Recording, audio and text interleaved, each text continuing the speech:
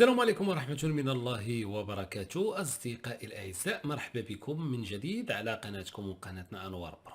أصدقائي الأعزاء، في هذا الفيديو الجديد غادي نشوفوا ملخص مباراة اللاعبات الأطلس اليوم اللي ضربوا بقوة وفازوا على المنتخب الغامبي بهذه الثنائية جميلة، خصوصا في الدقائق الأخيرة. أصدقاء ديالي، هذه المباراة هذه ضمن التصفيات ديال اولمبياد باريس اللي غادي تقام ان شاء الله في السنه المقبله. اصدقاء ديالي، غادي نخليكم تشوفوا الملخص ديال المباراه وحكموا، عطوني الاراء ديالكم من خلال التعليقات.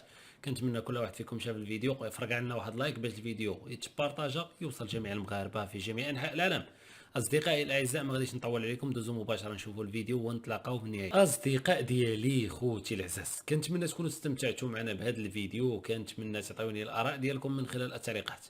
الناس اللي مازال ما داروش لنا لايك، ما كرهتكمش، تباركونا على داك اللايك، بارطاجيو لينا الفيديو باش يوصل جميع المغاربه في جميع انحاء العالم. اما الناس اللي ما مشتركينش في القناه، ما كرهتكمش تشتركوا في القناه، تفعلوا الزر ديال الجرس باش توصلوا دائما بالجديد ديالنا. تهلاو لي في راسكم بزاف، كيف العاده كان معكم خوكم انوار من قناتكم وقناتنا انوار برو. تهلاو لي في راسكم، السلام عليكم.